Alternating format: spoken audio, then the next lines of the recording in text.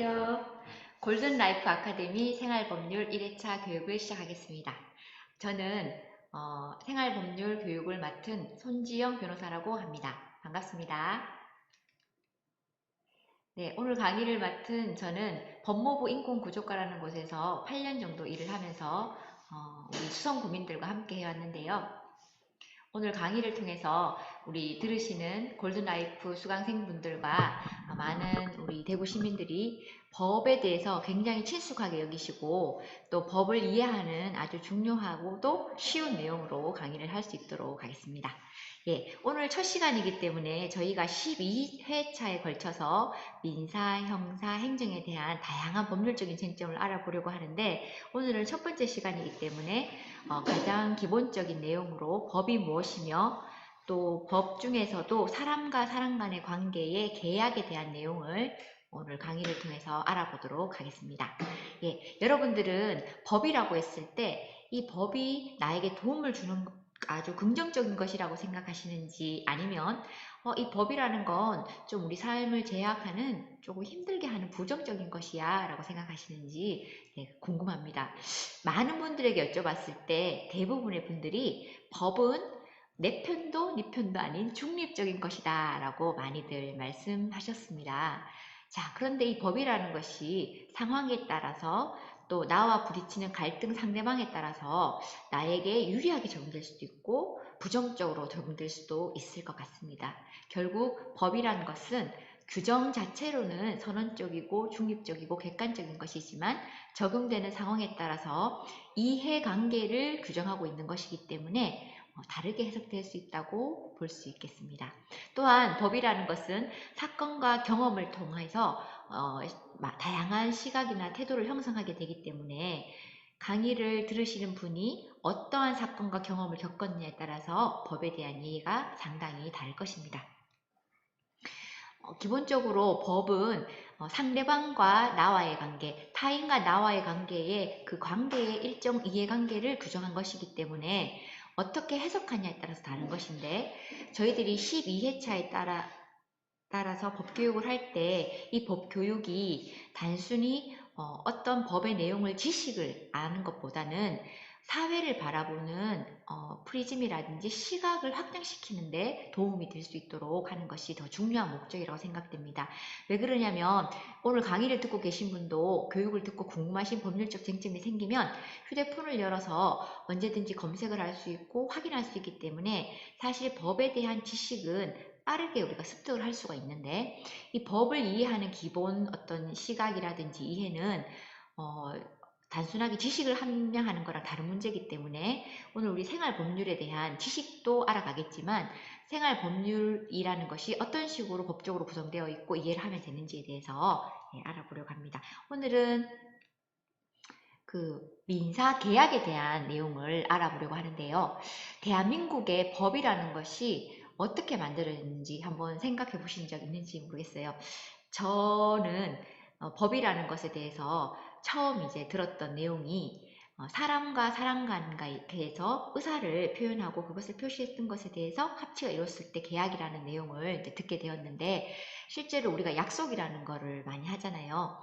저희 집의 자녀들과 용돈을 아껴 쓰자라는 약속을 하게 되고 너가 약속을 하게 되면 너의 약속 지킨 것에 대해서 내가 너의 용돈의 10%를 더 올려주겠다라든지 아니면은 너가 나랑 A라는 물건을 주면 나는 B라는 물건을 주겠다라든지 뭐 등등의 우리 삶 속에서도 굉장히 많이 약속을 하게 되는데요.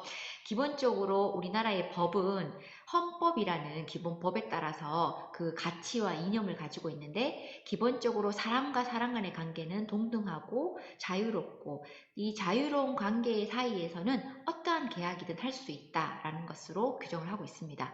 그래서 이 헌법상의 어떤 이념과 가치를 민법이라는 법에서 계약을 규정하고 있는데 이 규정에 따르면 사람과 사람 간의 관계에서는 자유롭게 의사의 합치에 따라서 계약을 할 수가 있다고 보고 있습니다. 다만 이 사람과 사람 간의 의사 합치가 어떤 가치라든지 이념이 아닌 법률상의 효력을 발생시키는 예를 들어 물건을 주고 받는 관계라든지 근로의 어떤 노동력을 제공하고 임금을 받는다든지 또 돈을 빌려주고 이자를 받는다든지 등등의 법률 행위를 할 경우에 특별히 우리가 계약이라고 하고 있는데 오늘 생활 속의 계약들에 대해서 조금 알아보겠습니다.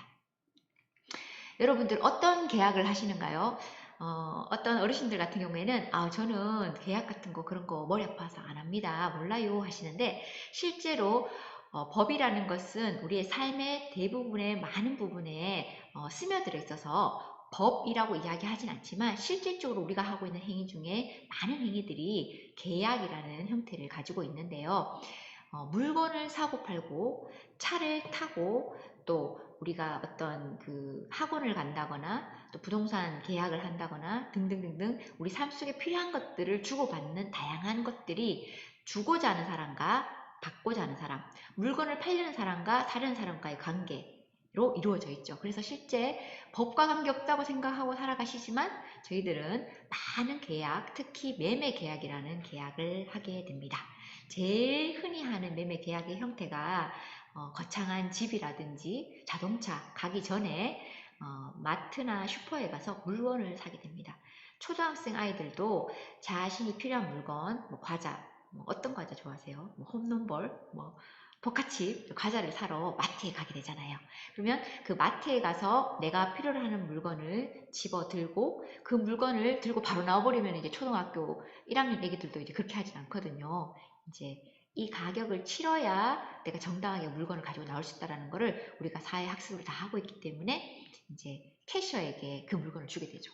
그러면 그 캐셔는 물건 가격을 확인하게 되고 그 물건 값을 우리에게 말합니다. 그러면 우리가 이제 그 값을 주고 가지고 나오게 되는데 이때 과자를 파는 사람과 과자를 사는 우리와의 관계를 매매 계약이라고 합니다.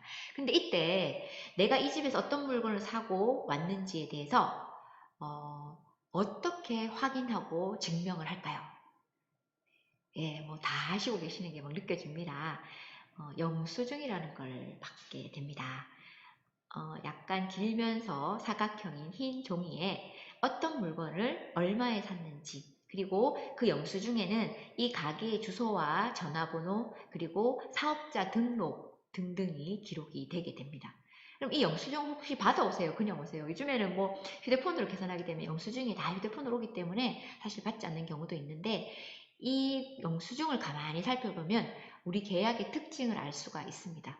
이 물건을 파는 사람과 사는 사람과의 관계를 규정하고 있는 거죠. 만약에 내가 우유를 샀는데 집에 들고 왔더니만 그 우유의 유통기간이 4시간 지난 거예요. 그럼 이 물건 바꿀 수 있을까요? 영수증이 있다면 100% 바꿀 수 있겠죠. 당연히 영수증에 이 물건을 몇 시에 샀다라는 것이 입증이 되니까요. 그리고 바코드를 찍었을 때 내가 들고 있는 유통기간이 4시간 지난 이 우유가 이 집에서 몇 시에 샀다라는 걸 확인할 수 있거든요. 그래서 계약이라는 것이 굉장히 어려운 것 같지만 사람과 사람 간의 관계의 이해관계 속에서 약속을 정할 때 서로서로 yes, 너 이렇게 하겠니? yes 하면 두 사람의 의사합치로 인해서 그 약속이 정해지는 것이고 이로 인해서 법률행위가 나타나는 것이 계약인데 우리 삶 속에 영수증을 생각했을 때 이해를 하게 됩니다. 쉽게 이해를 할 수 있습니다. 자, 그러면 이러한 계약 형태 중에 또 제일 많이 이제 우리가 보는 것이 근로계약인데 노동력을 필요로 하는 사람을 사용자라고 하고 또 노동력을 제공함으로써 임금을 받는 사람이 근로자인데 결국 노동력과 임금이라는 두 개를 교환하는 관계. 너 나에게 노동력 제공해 주겠니? Yes, 좋아요. 다만 이 정도의 돈은 주세요. 라는 서로 의사합치로 인해서 근로계약 법률상의 효력이 발생이 되게 됩니다. 자, 그런데 이때 우리가 아까 매매 계약에서 보았던 것처럼 영수증을 써야 할까요? 쓰지 않아야 될까요? 나는 너에게 어떠한 임금을, 어떠한 노동력을 제공하고, 너는 나에게 또다시 어떠한 내 노동력이 대가인 임금을 주겠다라는 이 약속 사이에 근로계약서라는 것을 작성하게 되고, 이것은 이제 매매계약에서 영수증과의 비슷한 어떤 효력을 가지는 두 사람 사이의 의사합치를 나타내는 겁니다. 자, 그럼 여기서 질문이 있겠네요. 만약에 서면으로 쓰지 않은 계약, 너와 나의 약속을 법률상 효력을 발생시키기 위해서 쓰는 그 의사합치에 대해서 구두로 한 것, 말로만 한 거는 효력이 있을까요? 없을까요? 많은 분들이 있다, 없다 많이 말씀하시는데 법률상으로는 구두로 말씀을 하셔서 약속을 하시건 서면으로 하건 두 사람 사이에 의사가 표시되었고 이에 대한 합치가 되어서 계약이 이루어졌다면 효력이 동등합니다. 다만 이 효력을 입증하는 것이 중요한데 우리가 이런 약속을 했는지 안 했는지가 불분명하다면 또는 내 머릿속에는 확실하게 들은 바가 있는데 상대방이 기억이 나지 않아요 한다면 이것은 계약을 이행시키게 하는 계약을 했을 때는 계약을 한 사람 사이에서 권리와 의무가 생기는데 이 사이에서 갈등이 발생하게 되겠죠. 그래서 반드시 서면으로 쓰는 것이 약속을 이행하는데 계약을 이행하는데 아주 중요한 포인트가 될 텐데 특별히 대한민국 법에서는 일반 민법상의 계약보다 더 나아간 형태로 근로기준법상에 사용자와 근로자가 반드시 근로계약을 작성하도록 하고 이를 서면으로 작성하도록 법으로 규정하고 있습니다. 법이라는 것이 처음부터 우리의 삶을 다 규정하는 것이 아니라 생활 형태에 따라서 여러 가지 삶 속에서 많은 문제와 갈등이 생겼을 때 해결을 필요로 하는 어떤 요구에 따라서 입법자들이 또는 생활하고 있는 우리 시민들이 법의 요구를 하게 되고 이로 인해서 입법이나 개정을 통해서 법이 우리 삶을 규정하게 되는데 일반적인 사적 자치 중에서 이 근로계약은 사용자와 근로자 간의 계약을 규정하기 때문에 좀 더 중요한 부분이라서 이제 이를 서면으로 반드시 쓰도록 하고 있는 것입니다. 어떤 근로자께서 미용실에서 일을 하시게 되었어요. 미용실에서 일을 하는데 이 사용자는 대구의 미용실을 5군데를 가지고 계신 사장님이셨어요. 그럼 이 근로자 입장에서는 자신이 살고 있는 집 앞에 가까이 있는 미용실에 가서 일을 하고 싶다는 거죠. 그래서 사용자와 계약을 할 때 근로계약상에 나는 A, B, C, D, E 사용자가 가지고 있는 미용실 중에서 우리 동네에 있는 A라는 미용실에서 일하고 싶어요 라는 내용이 근로계약서에 들어가겠죠. 그런데 A, B, C, D, E 어디서 일할지를 규정하지 않고 그냥 일을 할 경우에 사용자가 지시에 따라서 근로자에게 A라는 미용실에서 일하다가 E 미용실로 가주세요 했을 경우에 사용자 입장에서는 편의에 따라서 말씀할 수 있지만 근로자 입장에서는 A 미용실은 자신의 집과 가까워서 걸어가서 일할 수도 있고 또 빨리 돌아와서 아이들도 돌볼 수 있지만 이 미용실은 우리 지역에서 굉장히 떨어져 있어서 오가는데도 교통에도 시간이 들고 비용도 들고 이제 좀 노력이 많이 드는 경우가 발생할 수 있다는 거죠. 그래서 이제 어디에서 일을 할지를 쓰게 되는 겁니다. 자, 이 경우에 이제 우리 근로자는 어디에서 쓸 건지 그리고 얼마의 그 임금을 받을 건지를 근로계약서에 작성하였습니다. 자, 그런데 사용자가 근로자에게 어떠한 일을 할 것인지에 대해서는 명확하게 규정을 하지 않게 됩니다. 근로자가 생각할 때는 미용실에서 미용 업무를 하시는 전문 헤어 디자이너의 보조의 업무를 할 것이라고 예상을 했고 그 업무의 내용을 대략적으로 마음으로 생각을 했겠죠. 머리를 감겨주는데 도움을 준다거나 청소를 한다거나 또 디자이너가 파마를 하거나 여러 가지 업무를 할 때 옆에서 보조하는 역할을 하겠거니라고 생각을 하고 계약서에 동의를 합니다. 그리고 그 임금을 받기로 했는데 사용자의 입장, 그 사장의 입장에서는 근로자가 그런 일도 해주고 더하기 A라는 미용실은 사용자의 집과 가깝기 때문에 사용자 집에 어떤 아이들이나 가정에 필요한 부분도 우리 근로자가 도와주기를 바라는 것입니다. 여러분 어떻게 생각하세요? 내가 만약에 이런 상황에 있다 그러면 좀 갈등이 되겠죠. 내가 처음에 생각했던 일과 사용자가 생각했던 일, 근로계약에서 노동을 제공하는 범위의 차이가 발생하기 때문에 이로 인한 갈등이 되게 됩니다. 결국 이런 경우에는 노동청에 진정을 하거나 내가 한 일만큼의 임금을 받지 못했다거나 등등으로 소송으로 해결할 수도 있겠지만 가장 좋은 것은 이 법이 우리 삶의 가장 마지막을 규정하고 있기 때문에 합의로 해결하는 것이 좋은데 이 합의라는 것이 서로 입장의 차이가 클 경우에는 합의가 되지 않는 경우가 많거든요. 그래서 중요한 의사의 합치로 인해서 법률상의 효력을 나타내는 계약을 할 때 서면으로 쓰는 것이 좋겠고 특히 우리나라 법에서는 근로계약서를 반드시 쓰도록 하는데 그 내용에 다양한 내용들을 포함하도록 법이 규정하고 있습니다.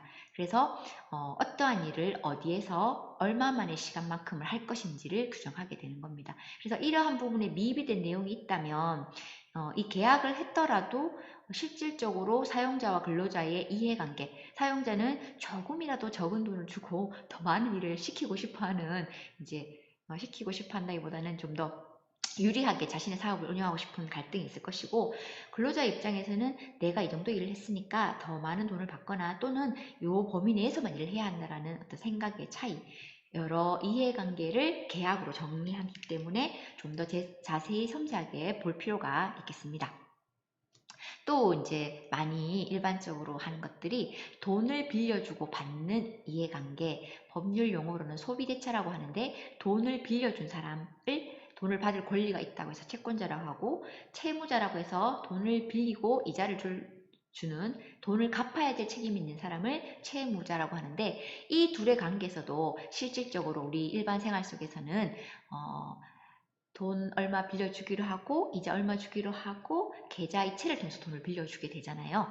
그러면 계좌이체에 돈이 얼마 간 것에 대해서 남아있기 때문에 나는 이 사람에게 돈을 받을 수 있는 권리가 확정되어 있다라고 채권자, 돈을 빌려준 분을 생각하는데, 실질적으로 돈이 계좌이체 되었을 때는 돈이 이동했다라는 증거만 있을 뿐, 이 돈의 이유와 목적에 대해서는 사실상 채무자가 인정을 하지 않는 경우에는 다툼의 여지가 있습니다.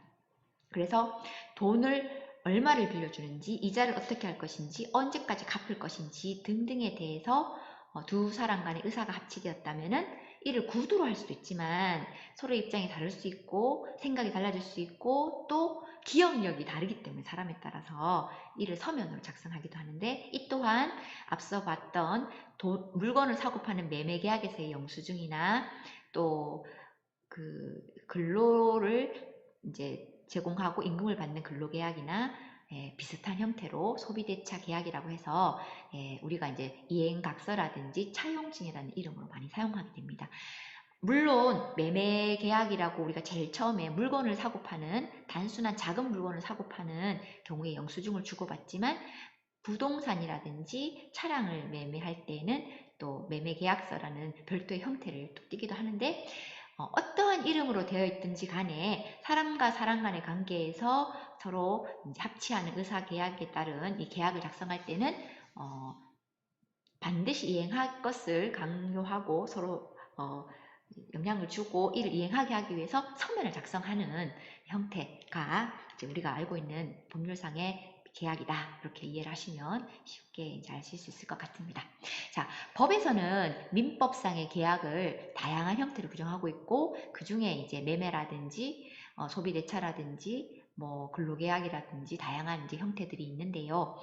법의 규정은 굉장히 획일하게 규정되어 있습니다. 민법 조문을 펴서 읽어보면 누구나 이해할 수 있고 간단한 내용이죠. 그런데 실상 우리 삶 속에서는 굉장한 갈등이 있다고 보입니다. 예를 들어서 우리가 아파트를 팔려고 했을 때 그래서 잔금, 중도금 언제 줄 것인지 계약금 얼마 줄 것인지 다 정해서 썼는데, 우리가 생각지 못한 상황이 발생되었거나 또는 법에서 예를 들어 하자라고 했을 때, 이 아파트에 대한 하자가 있을 때는 보상하라라고 법이 규정이 되어 있지만, 실질적으로 집을 산 사람 입장에서는 그 하자가 굉장히 크게 느껴지고, 집을 판 사람 입장에서는 에이 그거 돈 얼마 쓰면 되는 건데요, 그런 걸로 뭐라고 말씀하세요 라고 이야기를 하게 됩니다. 결국 오늘 우리가 배웠던 계약이라는 것도 규정을 쓰고 계약서를 쓰는 그 내용은 굉장히 간단하고 단순하지만, 실제로 사람에 따라서, 상황에 따라서, 사건에 따라서, 그리고 그 사람의 경험에 따라서 다양한 형태로 해석이 될 수 있기 때문에 이 규정과 해석 사이의 갈등에 법률상의 쟁점이 발생하게 됩니다. 그래서 이러한 것들을 해결하기 위해서 법원에서는 재판을 하게 되고, 그 재판 결과를 판례라는 것을 통해서 이제 제공하게 되는데, 실제 이제 우리의 삶도 법원까지는 가지 않더라도 이 사이에 어디에서 이제 해결을 하게 되지요. 중요한 것은 사실 우리가 기대할 수 있는, 고민할 수 있는 어떤 그 해석의 차이가 미리 있다라는 것을 예정할 수 있다면 그 부분에 대해서 좀 더 확인을 하는 것이 중요하고, 이것이 갈등을 미연에 예방할 수 있는 소지가 되겠죠. 자, 그런데 여기서 중요한 한 가지가요.